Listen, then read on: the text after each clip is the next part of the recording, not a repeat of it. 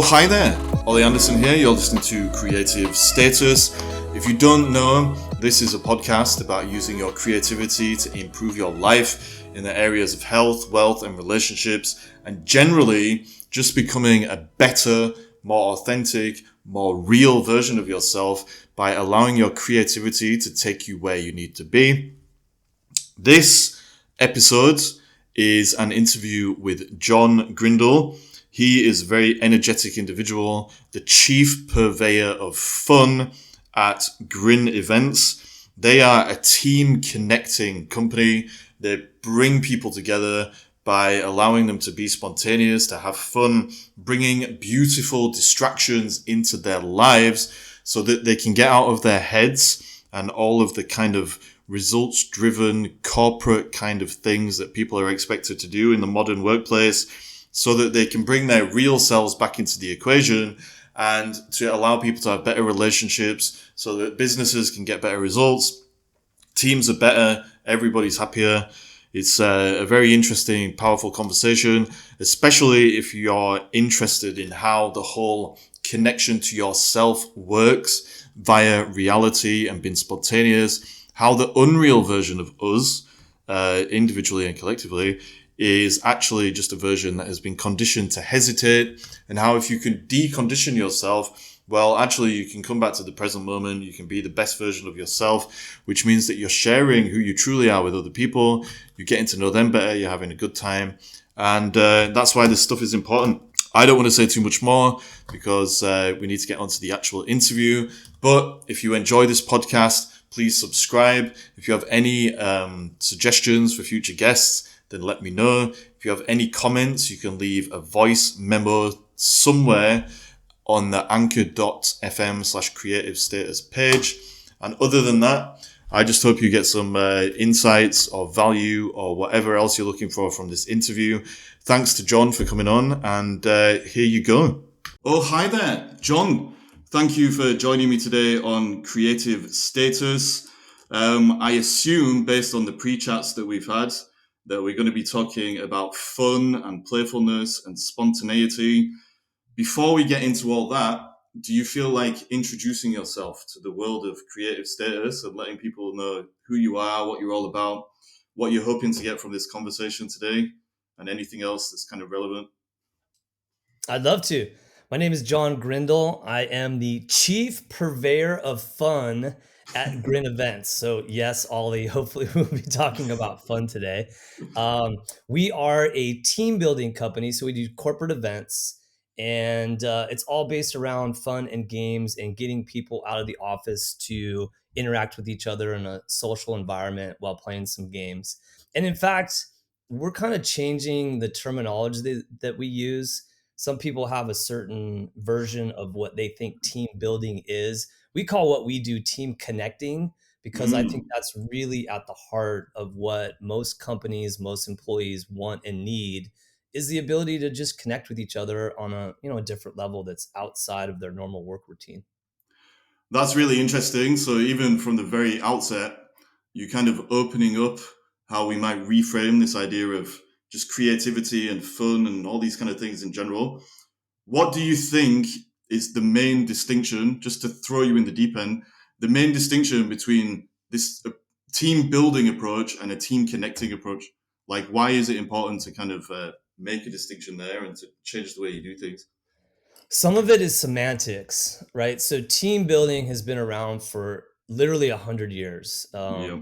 If you did any research on it, like back in the 1920s was kind of the first version of it. So Wow. team building to me, if you take it literally, it's building a team. Well, I think that is actually not what most people are trying to do.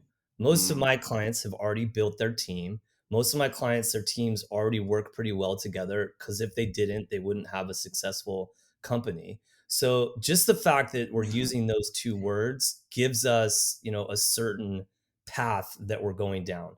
We're building up our team. So again, semantics, if we flip the word to be team connecting, it gives us a different idea of what our goal is. We're not trying to build anything. We're not necessarily trying to work on the way that we work together. We're mm, trying to focus on how we connect, how we interact with each other on a more personal level. So to take it a little bit further, Mm, I think most of us at work have a certain persona that we have. We have a certain way that we interact with our coworkers. This person is in charge of that task, and when I need help, I go to this other person. But if you take us out of that work environment and now, we throw ourselves into a team connecting environment, in our niche, our focus is on playing games. When you take yourself out of that workspace and now you're just trying to connect on a personal level of, hey, this person's pretty funny, or this mm. person has two kids also, or this person traveled to Europe or to the States, or whatever it might be. Those are the connections that you don't necessarily get in your normal 8 to 5 workday. Yeah. I think something we talked about previously is that in general, in corporate environments, they're very results driven, and a lot of those results focused practices kind of cause people to be detached from themselves. Building, the word building in the context you just used it seems very results driven as well. And actually, if you open it up and you want to make things more real, it's not just about the results, it's about the relationships. And so this idea of connection obviously is taking things to that level of relationships. But do you think that by introducing this kind of relational approach, it's actually allowing people to get better results as well So that's overall? exactly what I was going to say while you were talking through that. There's absolutely nothing wrong with a company being results driven. Mm. That's why we have companies. That's why we're in a capitalist society. I mean, it Yep. is about the results. If your company isn't making money, if your company isn't profitable, your company doesn't exist, right? Mm. So Mm. we can't be unrealistic about that. I mean, you definitely have to have those results. You have to have goals, because if you don't, you're going to Mm. fail as a company.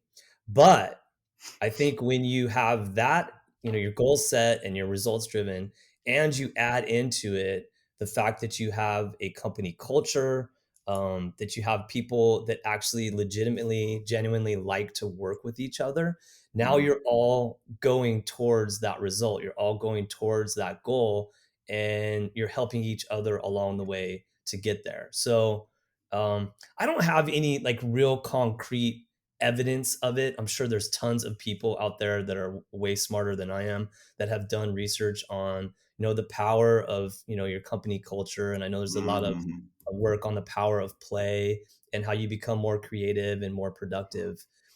But my gut just tells me that it's right. My gut tells me that if you are around people that you enjoy being with and one of them needs help, you're going to jump in and help out. And that's going to be good for the company. That's going to be good to, generate the results that you're hoping as the CEO or, one of the leaders of your department. Yeah. Like when you put it like that, it almost seems too simple. And it's kind of strange that the idea of introducing fun to the workplace is almost a sort of alien concept. Like, why do you think we've ended up in the situation where a lot of people have found themselves in corporate environments or just in wage cage jobs that they can't really stand, that have nothing to do with their true values and the true version of who they are? Why has that become the norm, do you think? And why is fun such a terrible thing in the kind of standard way that people look at workplaces? Those are great questions. I don't know if I have great answers for it. The why has it gotten to where it is? I have no idea. I really can't. I can't describe that. I mean, you could Mm. make it a broader question. Why are adults in general less likely to play, right, and have Mm, fun? yeah. When Okay. and there's a ton of research out there if you were just look up, power of play or those kind of things. But we are designed as kids to play, right? That Mm, is mm, literally our job, is to go out and play and have fun and build those social skills. And you're as you're playing, you're learning and you're building on your experiences and all that. And then there's some point that I don't know if it's in high school or college or afterwards, that we tend to flip a switch that says, okay, now I'm in the adult world.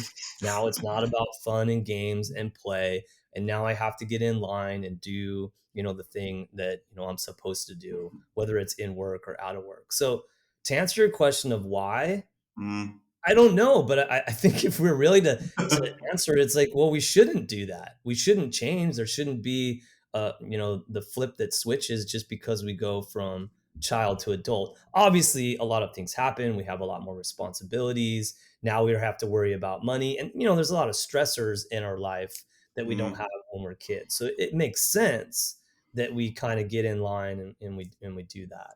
But you also brought up another thing. It sounds simple, right? Hey, well, of course it sounds simple. If we want to get results out of our company, we need to have a company culture that kind of gets it, that we're all paddling in the same direction towards that finish line.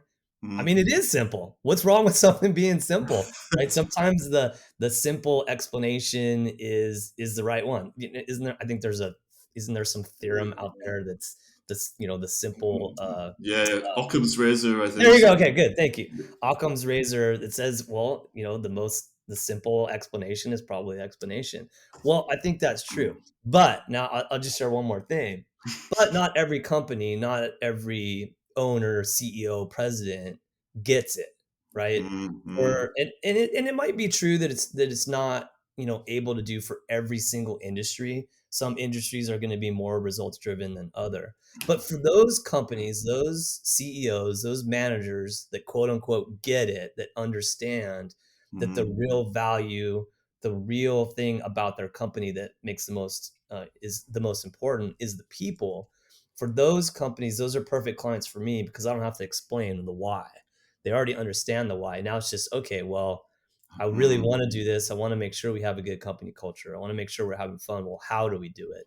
And then for me, that's my sweet spot. I'm very good, and my company, everybody that works for me is very good mm. at that piece. We're good at the how. Yeah. So I suppose the question there is, what does this how involve? So I think you're right. Like obviously, there's this thing going on in our culture where we think we cross the threshold into adulthood, and then all of a sudden we've just become this kind of finalized version of ourselves, and we don't need to be open and curious and spontaneous and do all these things that kids do because we're now grown ups, and so we can remove ourselves from that way of living. But actually, it is simple in the way that we said because a lot of these things we're talking about are just human nature. It's simple Correct. because it's the way that things are supposed to be.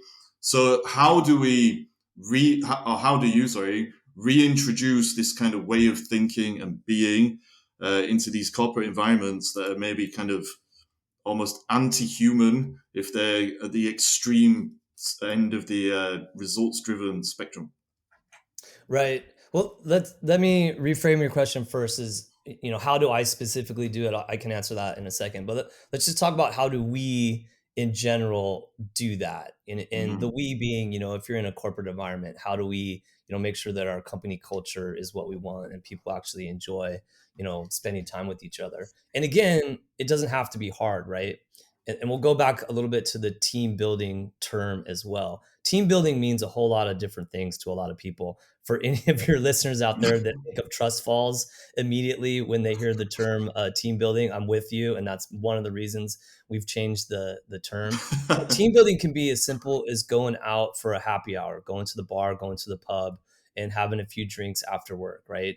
It could Mm-hmm. be going to a ball game, a sporting match. It could be just doing anything that's outside of our normal work routine. It could be playing games, which is our thing. Some classic standard team building style activities of doing a scavenger hunt out in the downtown area of your wherever you live. And if you ever go downtown and you see people wearing headbands and they're out, they have their phones out and they're taking weird pictures. So there's all kinds of things that you can do there. So now back to your original question of how do we do it. Mm-hmm. So everything is focused around games for me personally and for the company. And that's really stems from my bias. I come from a great family. My sister and I and my parents, we played games, right? That's what we did. That's how we interacted. That's how we connected as a family. We would play card games and board games and just have fun. That was our way and still is to this day. Every time I go over to my parents, we got a deck of cards comes out, and now my son is also a crazy game player. Wow. So That's what we do, and we can talk a little bit about the benefits, at least what I think the benefits of play are and of games. But that is kind of how we do it. We have two primary activities. We focus on a few things. Some of the other companies will do a lot of different things, cooking challenges, and there's a whole corporate social responsibility piece where you're building bikes and you're donating those things. We don't focus on those pieces because we're just not as good at those Mm, as we are at the gameplay. So our two primary products, that sounds like a terrible term, our two favorite things to do. One is a game show. So we have a game show. It's based on mostly games in the United States. So we have games that are similar to The Price is Right, and we have Jeopardy and Wheel of mhm. Fortune.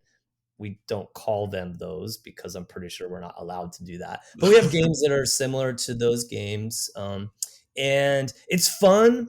It's something that most people know and understand. And Ollie, I don't know if you have those games overseas or not, but I'm sure you have similar Yeah, games. I've seen most of those actually. I think so. Okay, great. I know that. Yeah. Yeah, so it's something that people understand, that they're comfortable with, and we can put people in an environment where now they're playing in the game show. We make Mm, sure that it's very much a team effort where you're collaborating with your teammates and that kind of thing. So that's one thing that we do. That's one of the how, right? We get people together and we play a game show, and we do it for an hour and a half or however long it's going to last, and we just have a ton of fun. And our primary goal every single time we go out into the world to do one of our events is to get people to smile and laugh mm, and have some mm. fun. We don't take ourselves too seriously. In fact, we make fun of ourselves all the time, and we hope that kind of people jump in and do that themselves and just have a good time and literally turn off our work brain, for an hour and a half and just have a good time. And then another activity that we do is an outdoor activity. I live in San Diego in California in the States, so we have pretty nice weather here pretty much year round. So we get to do a lot of outdoor activities. We have a couple of things that we do. One of them is just what I would call backyard games. We actually call it our leisure games. It's bocce ball. I don't know if you're familiar with bocce ball, but No, it's no. What's that one? Like, what do you have to do? it's how to explain it? So you have a small white ball that's about the size of a golf ball, and that's Mm. kind of your target ball. So you throw that out, and then you have large colored balls. Those balls are about the size of it's a softball size. And for listeners that don't know softball, it's let's see how big it would be. It's like a I don't big know. baseball, is that? It's a very big baseball. There you go. Probably double the size of a baseball. Right, And the right. object of the game is to throw your colored ball as close as you can to the white ball, trying to get closer than all of your opponents. And then you get points, for the teams that are the closest to it. So again, with your simplicity, like it's a very simple game. Mm. So but it's super fun. So things like that, we have a few different games that we'll do, and we kind of usually run them tournament style where you have, break the group up into a bunch of teams, and then one thing that's super important for me and for us is that we have interaction with all of the participants. So maybe we create 8 teams. Well, we're going to have 7 rounds of games, so every team gets to play against all the other teams to make sure that there's a lot of good interaction there. We have one other event that I really like. We call it Sandcastle Wars. The basic concept is you build a sandcastle. Again, a bunch of teams. So 3, 4, 5 teams. It doesn't really matter. You build a sandcastle. Obviously, we play games because that's what we do. So you play games to win flags to fly on those castles. And then the last round, the object of the game is to destroy your enemy's castles by Wow. throwing balls to knock over the flags. And winner take all. If you win, you get to stomp on your enemy's castles until they're completely destroyed. So, like, all this stuff is just fun and silly, right? Yeah, But yeah, yeah. that's the whole point. Yeah, yeah. That is the whole point, of course, but it's also it's much deeper if you think about it than just having a simple game and just having fun. Obviously, that is what's happening, but as a byproduct of that, there's probably all other kinds of psychological and kind of system benefits that take place because of that. I would imagine, based on what you're saying. So even just having all of the company interacting with each other in this real, spontaneous way, that's going to allow people to improve their relationships and all that kind of stuff with themselves and with other people. What kind of maybe this is a bit too deep potentially, but what kind of Let's get deep, Ollie. Let's go for it. like what kind of psychological changes do you think you're helping people go through with this process?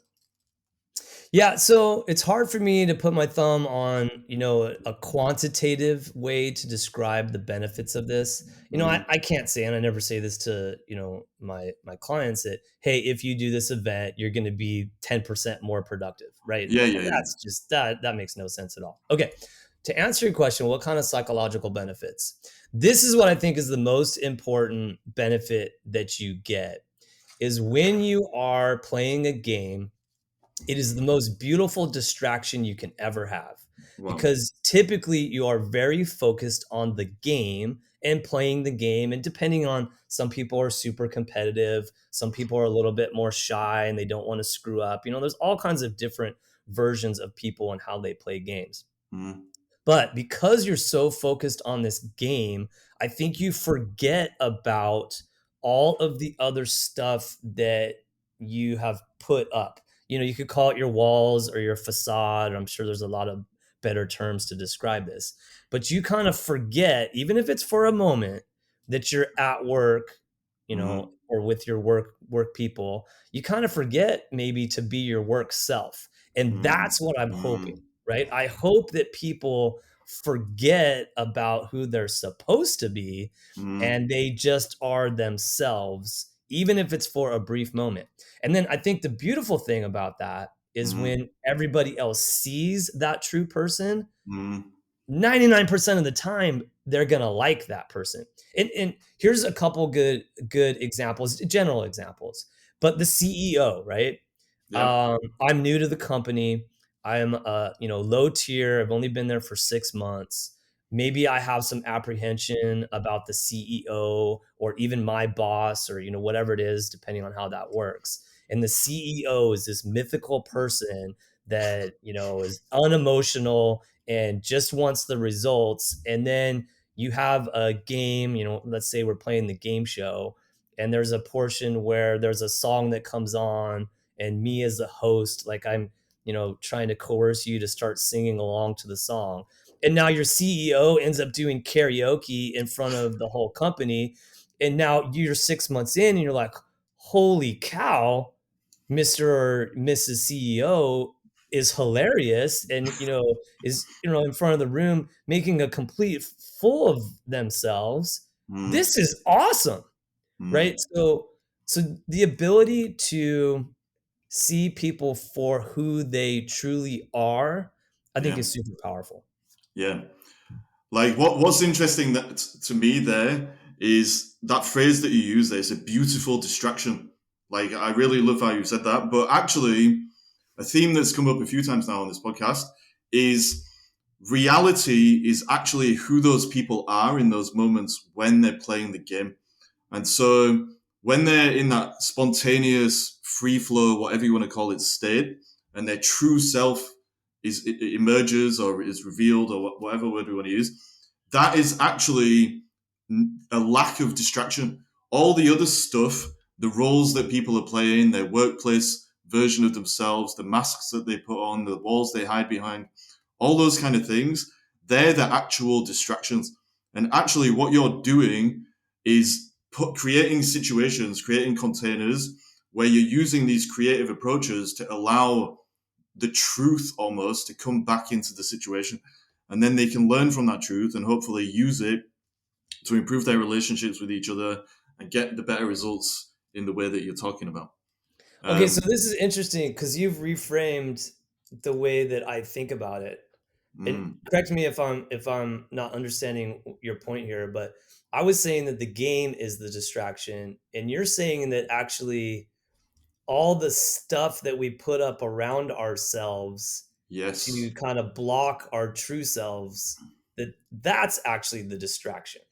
Yeah, that's how I see it in general. I think in life, as a rule, we've created this kind of world that is a response to our fears about ourselves individually and collectively.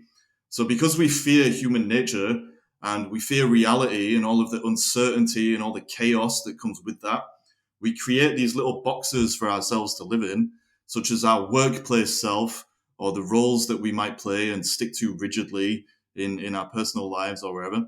All of those things actually, because they're stopping us from flowing and moving and continuously growing more whole through the uncertainty that life brings to the table, they just end up becoming like a huge distraction. And we think that's who we are. But then obviously, because who we are is a constant work in progress, it's actually just holding us back from being, the true version of ourselves. And so actually, we need some kind of creative intervention, which is the kind of thing that you're bringing into these corporate environments. Although it doesn't just have to be a corporate thing, it can be just anywhere in life. But we need these kind of creative interventions to remind us of the truth, actually. And it's only if you have the truth that you can understand reality more effectively. And only if you understand reality are you going to be able to get better results. And so, actually, my whole philosophy on corporate culture and that kind of stuff is that we need to rejig it and make it more humanized so that actually we can bring more of who people really are, their real values, their real intentions, all that kind of stuff, to get the best possible results and to ensure that people are going to actually enjoy their lives. They're not just working in the wage cage and kind of feeling like they're wasting their time because they're in hiding. So that's my long-winded version of that, but I that's really like it. I like it it kind of made me think back to one of your previous questions of why have we done that, right? Like why have mm, we created our corporate world the way it is? Why have we put up those distractions to prevent our true selves from coming out? And now, okay, let's fast forward to, or I guess rewind to the pandemic, right? mm, Because the pandemic really showed us and put a spotlight on some of the things that we're talking about. And I mm, think that because of that, let's call it 2 years of, pandemic time, that it has shifted the mentality of a lot of people, especially probably our, younger people that are entering the workforce, that the priorities have changed yeah, dramatically, I think, for a lot of people, to be much less about the job, to be less about the money, although we're always going to have, some focus on the money. And it's more about, what is my purpose in the world? I want to do work for a company that's doing, good for the world, all those kind of things. So I think that there's been a pretty dramatic shift just in the last 2 years of kind of what we're doing and what a corporate environment is going to look like on mm, many different levels. yeah, 100%. The way that I like to think about this is basically what's happened is people have realized the value of their time. Yes. Ultimately, the bottom line when it comes to like life and the human experience is that we're all going to be dead one day. And if you just take that as a foundational fact, it's one thing that we all agree on. No matter what your religious perspective or philosophical perspective or political perspective or whatever else, we're going to die one day. And if we're going to die one day, then that just means that our time is the most valuable thing that we have. And if time is so valuable, and a lot of jobs ask us to just go to these horrible, non-fun, uncreative environments and just kind of waste our lives staring at spreadsheets or doing these drudgerous, laborious tasks that just kind of suck our souls away, then obviously, if people are starting to wake up to the value of their time, then things are going to shift. And because we could go too deep into this, but because power structures seem to be changing and all that kind of stuff, people don't just want these kind of top-down hierarchies or ways of structuring businesses. There's this kind of bottom-up shift where the people at the bottom are getting more of a say in how workplace culture or just the culture in general should be structured and unfold. But it's all about, I think, people valuing their time to a greater degree and setting boundaries about how they're going to spend it. Something like that. I don't know if that's relevant Yeah, to I think for I you. think you're onto something for sure. And for as terrible as the pandemic was and is, it sure shined a light on some things that we just took for granted. So one very small piece of your time component is the commute, right? So Yeah. everybody was commuting depending on where you lived and how bad the traffic was, right? Everybody had a 10, 15, 30, 60 minute commute to work one way, right? And we were unable to do that. We literally could not go into our offices. We had to do the virtual thing. There were some significant benefits to doing the virtual thing. I think there were some significant, you know, detractors or deficits. I don't know the right word to say of being only virtual. But we realized as a world that, hey, I don't want to do that commute anymore. I don't want to waste an hour of my day every single day in a Mm, car by mm, myself on the way to work. Why do I have to do that when I can do my work from home and I'm just as productive? So your point about the time, okay, I just got back an hour a day of time that I can do whatever that I want. Another piece of it, for me, I'm married. We have a 6-year-old son, and I see, what my wife is able to do by working at home. She can be a lot more attentive to Colin, is his name. And, so there's that family component now that, hey, we're spending more time with our loved ones and a little bit less time with the people that we work with. So mm, that time component, I think, is a huge piece of the puzzle. And it also leads into, I think there's many reasons for it, but it leads into, I think it was called the Great Resignation, where people were, as you described it, were working in their monotonous job and probably not very happy. And then they weren't able to work in that job anymore because the doors were shut. And then when the doors opened up again, people were saying, well, I don't want to go back to that. So I'm just not going to work. yeah. Yeah. I think a lot of people have realized that workplaces are they're outdated basically. Like they've almost got this kind of industrial age mindset where you wake up every day and you take yourself to the factory and then you just you get whipped basically and do what you're told to do, and then you go home and that's it. Do you think what you're doing, just to bring it back to the fun thing, by introducing fun and bringing the real self back into the workplace, is that a way of kind of rehumanizing workplaces and actually starting organizations on a journey of allowing people to get the most out of their time whilst in the workplace? If people kind of act on what they've learned from these kind of containers you brought in and introduced. Yeah, so the short answer is yes. I think it definitely leads to that.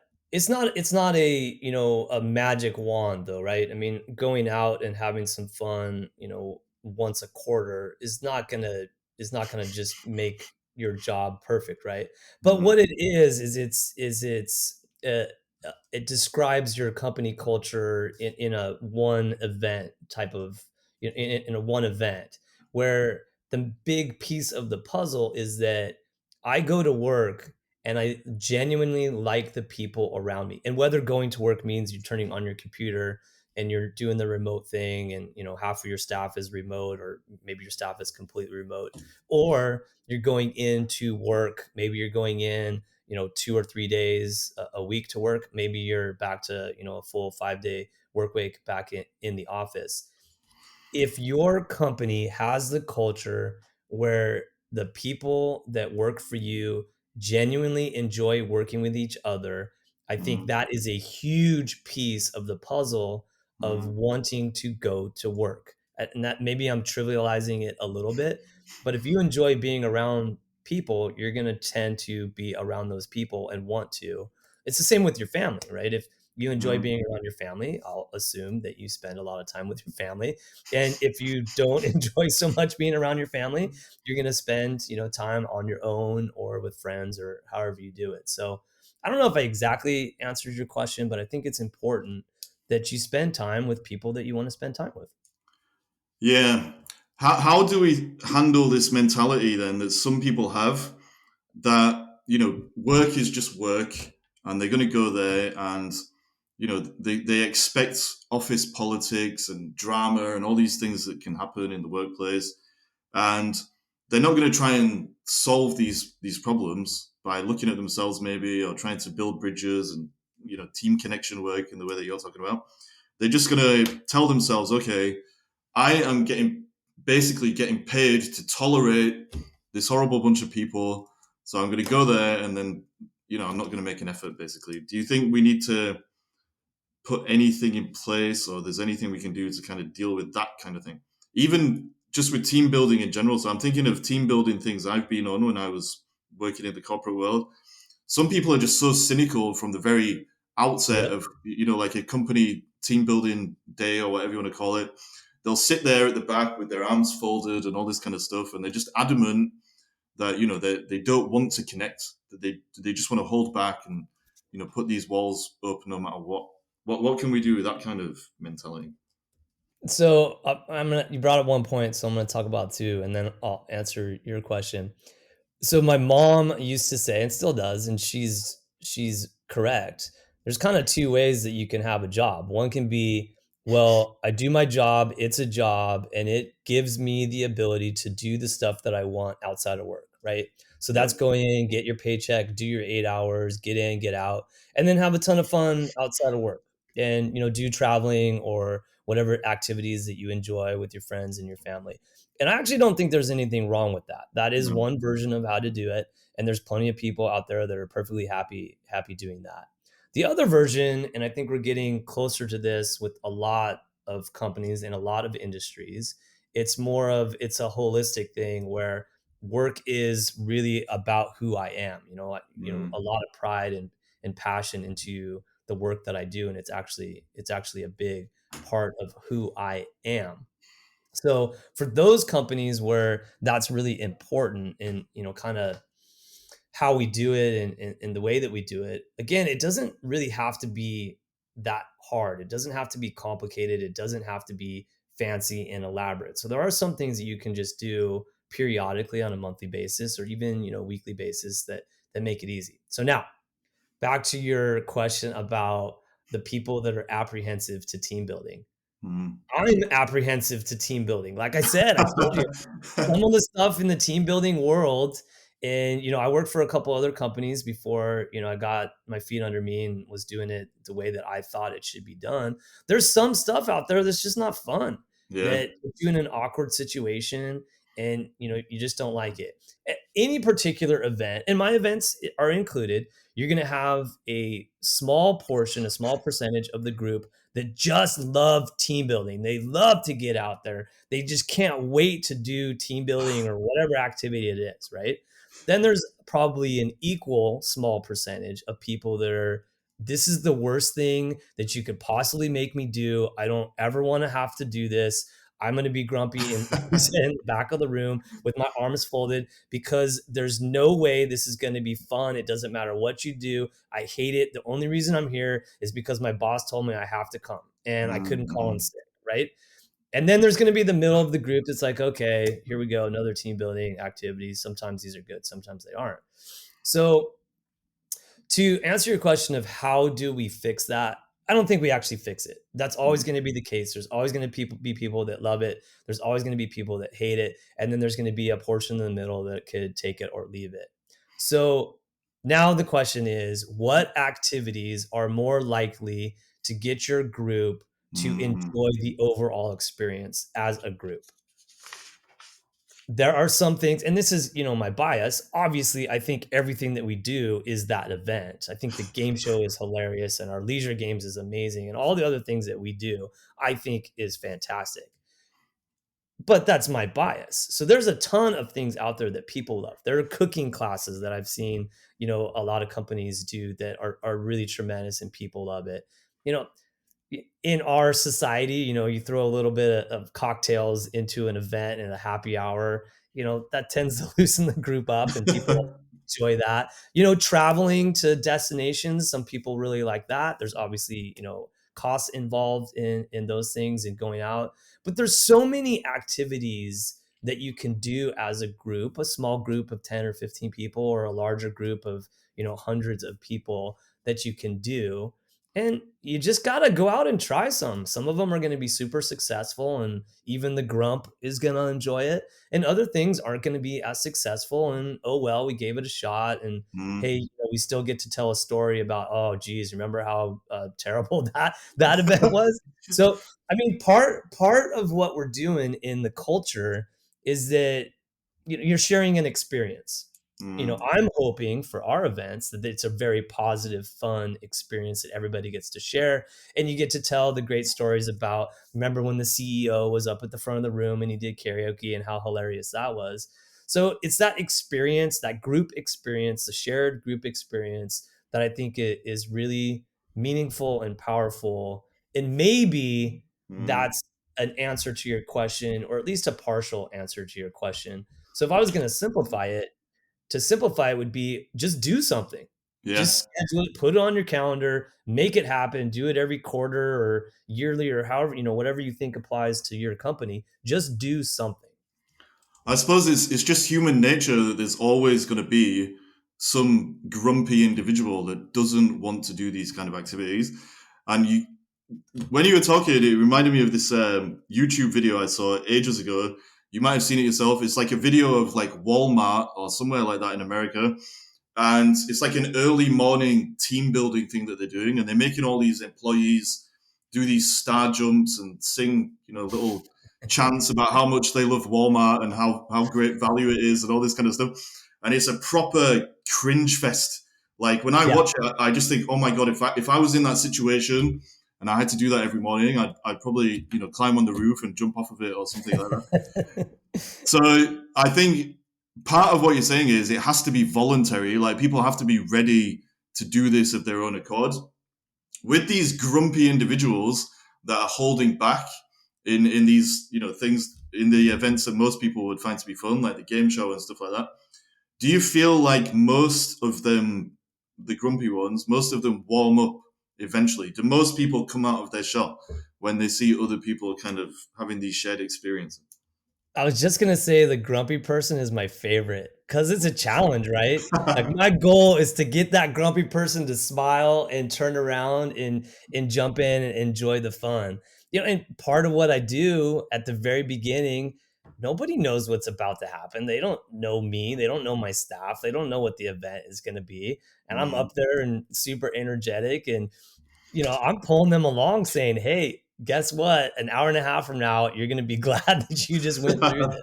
So I will share one thing that is really powerful for me and kind of makes me come back over and over and over again. In fact, I had a gentleman just this week, earlier this week, that said this. He came up to me after the event and he said, that was a lot of fun. I've done a lot of different team building events with different companies. And he had this face of like, team cringe-worthy team building events. And he Mm. said, that was just a lot of fun. So that kind of thing, if there is somebody that has a perception of what the event is going to be, Yeah. and hopefully we exceed that, and potentially we greatly exceed that, and they actually have a legitimately genuinely good time. Holy cow. I mean, that is so amazing for me, right? It gives me goosebumps to Yeah. think that even it's an hour and a half, but for that hour and a half, I was able to get somebody to, not be grumpy, to turn Yeah. in from a grumpy dwarf to happy dwarf. I mean, that's it. So it's amazing because you're actually offering transformational value, which is basically the highest kind of value you can offer, I think. You're taking people from one set of assumptions about what's going to happen and about who they are within that situation, and you kind of going against that and allowing something totally new to emerge in their experience. When you were sharing that, I was thinking the reason that a lot of people have so much resistance potentially to these kind of activities is because of their perception based on the kind of thing that they've been through before, like you just said. So, what do you think is the main difference between these kind of forced uh, company culture days where everything's just kind of fake versus this kind of real thing that you're doing, which is actually helping the grumpy people to kind of come out of their true selves again. In relation to what we were saying earlier, I suppose the reason they're grumpy is because they haven't had the opportunity to get away from all those distractions, and probably previous company culture days and things like that have just added extra layers of bullshit and confusion, and Yep. you're taking it away from them. Something like that. Okay, so you brought up perception, so I can kind of focus on that. And I mentioned this at the very beginning that team building has a perception and it's semantics, but we've changed it to team connecting. It's got a little Yeah. bit different feel to it. Mm. So, if you're a company or maybe you're the person that's in charge of, planning your culture days, if there is a perception with some people, change the name. Maybe it's not a Mm. company culture day, it's not a team building day, it's a hey, it's just I don't know what term to use, but we're gonna go out and we're gonna have fun. This is, It's you game know show day. yeah, exactly. And in fact, I tell people, don't call this team building. Mm. It's not what it is. Well, what should we call it? Well, say what it is. They're gonna have a game show. Oh, okay. Well, we'll do that. Or a fun activity if people want to surprise their people. And so you also brought up one thing about voluntary activities. Mm. So these aren't actually voluntary activities, right? Yeah. When your company is having an event, you are expected to be there. Yeah. So just by the fact that you're expected to be there, it's not voluntary. Mm. And even though it's fun, there's money associated with it. I mean, the company is spending money for the activity, but they're also spending money because you're not doing your job for that, few hours or however long it's going. So it's important for Yeah. companies to have Yeah. their staff be on there. So it's not actually a voluntary activity. In fact, the activities that truly are voluntary, we always have very low attendance rates, right? If we expect 100 people to be at a voluntary activity, it'll be 50 people or Yeah. 40 people just Yeah. because, and you brought it up, the time. Is it really worth my time? Even though it's going to be a fun activity, I'm going to have a great time. Is it going to be worth my time to spend 2 hours with my work Mm. uh, colleagues and friends?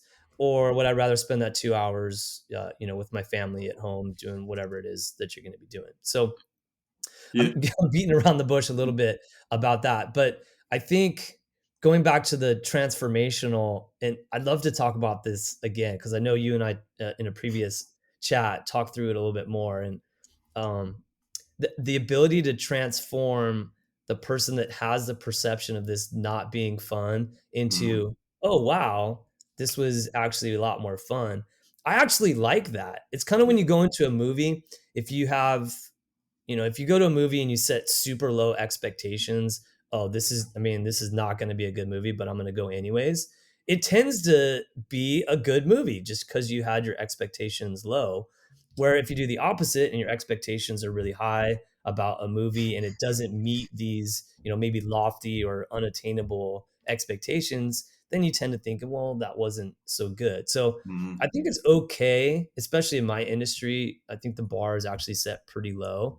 If your expectations are low, I think that's okay. Yeah. Now it's incumbent upon the company that's putting on that event, or if you're in charge of putting on your corporate, picnic or culture day, as you described it. It's incumbent upon you to deliver and exceed those expectations. Easier Yeah. said than done sometimes, but also it doesn't have to be that hard. I mean, just do it again. Yeah.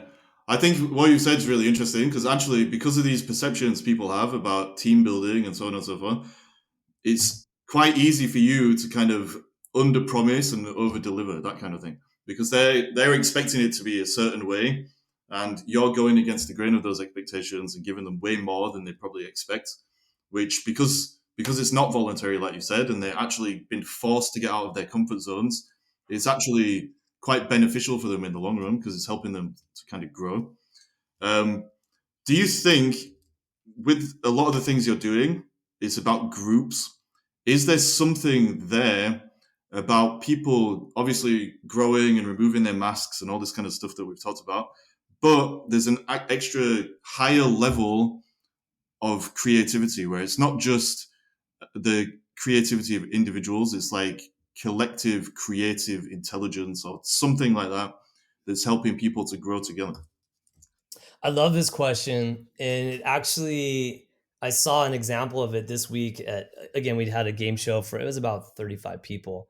So I think the group mentality and the group dynamics is so fascinating for a couple reasons. Number one, it's very easy for the energy level to spiral in a positive direction or Mm, in a negative direction. And you could even make the analogy at work, in the work environment. This is true.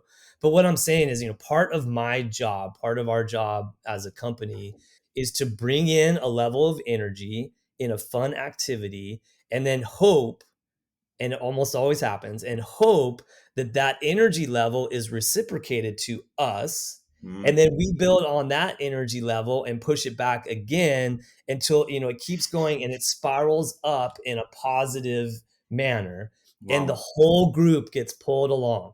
The people that love doing this thing are super energetic and outgoing. They're kind of leading the charge and we're spiraling up, and then Mr. Grumpy guy in the back of the corner, he's like, okay, well, people are pulling me up. I guess I can't be grumpy as much as I want to be in the corner, right? So we're pulling that person up to that level. Wow. And I think we have the ability to do this. So a Yeah. quick example, just from our last show. And I think it's so I'm smiling right now to myself just thinking about it. But it is amazing to me. We do these shows all the time, and it's a general format. That, hey, we do this and then this and then here's the end. We had an event just this week, and we're getting to the end, and it's a Jeopardy style question at the end. Usually, hey, we're going to ask you a question, and then you'll give an answer, and whether you get it right or wrong, you get money or whatever it is. Or we can do it the fun way, right? And the group's like, oh yeah, let's do it the fun way. They were doing well. They had a few cocktails in them. Yeah, let's do it the fun way. All right, cool. Does anybody know the fun way? And this guy in the middle of the room, and this is a bunch of software engineers, Wow. just to give you an idea of that. This guy in the middle of the room is like, it's a dance off. and I just stopped, right? I'm on the mic, and I'm thinking to myself, okay, first off, that's amazing. And second off, well, we've never done that before. I don't even know how to do that. And then I said, it came out, that's exactly right. It's a dance off. Come on, come on up here to the front of the stage. We're going to do a dance off. You can choose anybody in the audience. And somebody else came up, and they did a dance off. Like, I had to fiddle with everything. I had to get music ready. I didn't know what I was doing. But just the fact that we as a group had gotten to a place where we Wow. were we were comfortable enough to have a dance off in front of all of these people, right? Yeah. And he was a terrible dancer, like just terrible. And it was amazing. He was doing the shopping cart and all of those, I don't even know what they're called. And then the woman that comes up is doing the lasso thing where she lassos him and like pulling him, you know what I'm talking about? Yeah. Pulling Yeah. him, right? And so I don't even know if that answered your question. I got on a roll there. But the thing that was so beautiful, and it was a Wow. surprise to me, right? Like, I wasn't expecting that. That wasn't something that I was ready for. I mean, I had what my version of fun was going to be, and he totally took it to a different level. Yeah. It is That's amazing to me how great a group can be to get to that level. yeah. Now, and I don't want to end on a downer, but just to throw it out there, it is equally easy to spiral in the wrong direction. Yeah. So now you have this big question of, well, how do we make sure our company is spiraling up and not spiraling down? And Mm. and that is something that I can't necessarily answer, quickly. There's so many amazing things that you just said. Do you know what's really interesting to me is you've mentioned this idea of kind of the positive spiral, and so by following the energy of the group, by bringing in this kind of spontaneity and the fun in the games that you're talking about, you've allowed it to spiral to this point where it's taken you in a new direction. And if you didn't have this kind of creative attitude that I think people need to be able to make the most of like their relationship with the present moment, you might have closed that down and you might have said, no, we can't have a dance off for whatever reason. You would have missed out on all these incredibly sexy dance moves and everything. And because of that, it spiraled and spiraled and spiraled through the choices that you made, and you created this amazing kind of infectious energy. And actually, this group dynamic that you're talking about is ultimately about that, is how I'm thinking of it now, at least. It's about managing the energy between people so that they create an open system instead of a closed system. And if you create an open system between people, i.e., allowing them to connect to each other because they're not distracting themselves with all that stuff we talked about earlier, then you can create these amazing opportunities for the upward spiral that you're talking about. And the energy is so infectious that even now, when you're talking about it, that energy still kind of comes out.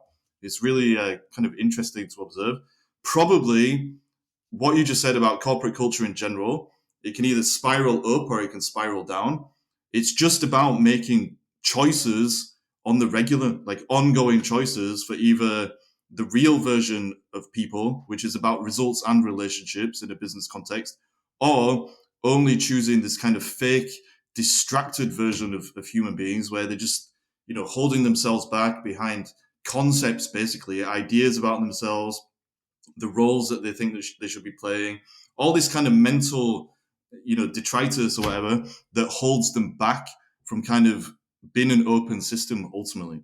I don't know if that's too kind of pretentious and theoretical, but that's what I was thinking about as you told that story, and it's kind of amazing.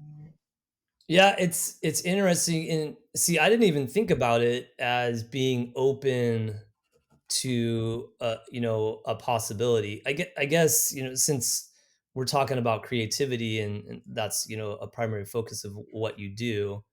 I'm not particularly creative, artistically or music or any of those things, but I think I am pretty creative in the fact that I can do things on the fly Yeah, pretty well, right? yeah, And I'm really good at making rules, and I'm even better at breaking those rules, right? wow. So I had a plan of attack going into that, and this gentleman threw a curveball at me, and it was the most amazing curveball, and we Yeah. reacted to it. So if you're going to now, let's see if we can do that, as you said, on every day. Is it as simple as our management team, our leaders, and leaders don't necessarily have to be in positions of management, but our leaders having the ability to be open to something that is not the norm? And Mm, you can make that, you mm, could apply that to all situations. If the norm is mm, your Monday morning Walmart meeting where you're doing whatever the jumping jacks are to get everybody enthusiastic, and it's just flat out not working, but mm, somebody else had a better idea of whatever it might be, and you as a manager or one of the leaders in the group was open to that. Maybe that starts an upward cycle, and it could be just a really small thing that leads to something big. And I think mm, a really small thing that's mm. going the other direction can start to lead to things that are big in the wrong direction. Yeah. So your concept of being open, like I had never thought I wouldn't have thought about it that way at all, but hearing you say it kind of actually makes a ton of sense to me. Personally, I think what you're talking about and the way that you're operating in these situations you're creating is very creative. For me, creativity isn't just about painting pretty pictures and taking a photograph and things like that. Sometimes those things can actually be uncreative if you're not actually pushing yourself and you're not learning, or it's just too conceptual, or it's a product of what you already think. But creativity in the way that you're expressing it is just about having a deeper relationship with the real stuff. And so, actually, by you getting involved in this open spiral, as we've called it, and not shutting down that opportunity for the dance off, that allowed that group as a whole, because of the energy that you followed, to move more closely to each other in terms of connection. And again, it's a bit theoretical maybe, but for me, reality versus unreality is just about the difference between either wholeness or fragmentation. Wholeness ultimately is just the connection stuff that you're talking about. And you can go deeper into connection with yourself, the world, and reality itself. That's the little thing I always throw out there. But anyway, in that situation, because of your creative attitude, you actually allowed that group to be guided into a more deeper sense of connection, which, you know, it manifests as. One other thing to add on to that, the concept of if we remove the distraction, remove the fragmentation, and we get in touch with the whole person, now that person, and this is going to be a little bit theoretical to go along with your thoughts, that person is now open to show their creativity, whatever that might be. Yes. So to go back to the dance off thing, you know, a small example, but that gentleman, he was himself. Like he Yeah, yeah, was yeah. completely open. He probably had a few cocktails, but that's okay. He was completely open, and his creativity shouted out a dance off, right? Yeah, Like yeah. that was his creativity coming to the front. So maybe if we're able, again, to be a little bit theoretical, to get to the whole self, to break all that stuff down, now everybody is sharing their creativity, and that creates a pretty amazing spiral up where now everybody is contributing, and we're getting a lot of good ideas. And then you can go back to a Wow. happy team is more creative, a more creative team is more productive, a more productive team leads to, you know, the bottom line in a results based business, and boom, we've just created the perfect formula, and now every company that's doing this is going to make $1 billion. One, bam, thank you, man. So there you go. We've just figured out every organizational issue on the planet. That's fantastic. That Um, was easy, and it only took that like an was, hour. there we What's so go. hard? I don't know what everyone's complaining about. Um, so I feel like I could keep grilling you, but we have reached about an hour, and maybe the best thing to do is to wrap it up, and then I'll get you on again one day and continue this conversation if that's cool with you. Sounds great.